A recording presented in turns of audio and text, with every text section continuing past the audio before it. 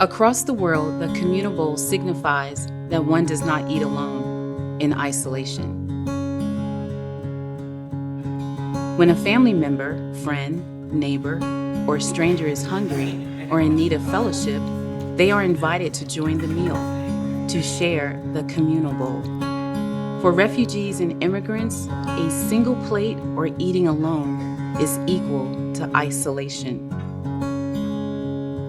Isolation is the most threatening aspect of leaving their homeland behind and rebuilding a life in the United States. And then a global pandemic hits. Tonight, troubling new data from the World Health Organization. The U.S. marked its deadliest 24 hours last week. We turn our attention now to the low-income Americans who are bearing the brunt of the coronavirus fallout. Is it possible for us to understand what our refugee families have lost? How daunting it must be to navigate a new life in America. At Lutheran Community Services Northwest, we witnessed the enormous challenges of learning English, of supporting a family, of children assimilating quickly and leaving parents behind, shopping, cooking, transportation to appointments, and the biggest hurdle of all is understanding basic social norms. When is it appropriate to make physical contact? When do you speak up? How do I get information about this virus and conform to social distancing? But during difficult and uncertain times, how do families cope?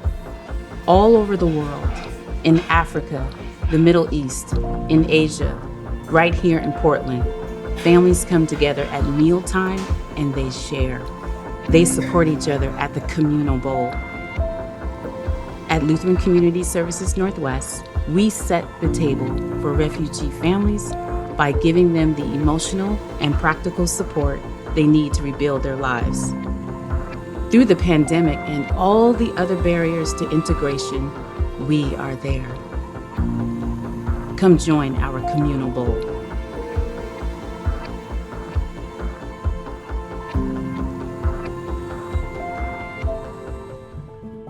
Hey everyone, I'm Chef Keith from Cooper's Hall. I've been the executive chef of Cooper's Hall for 4 years now, and I've been working with this farmer's market and a lot of these farms for over 6 to 7 years now.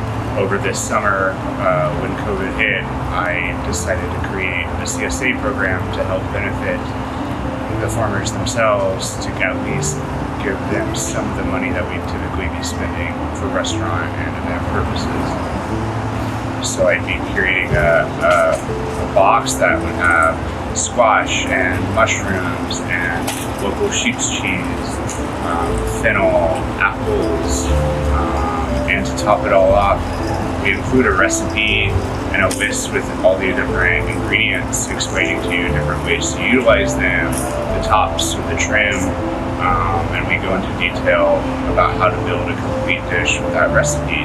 So it's a great way to help us help the farmers and be in better touch with local food and seasonality.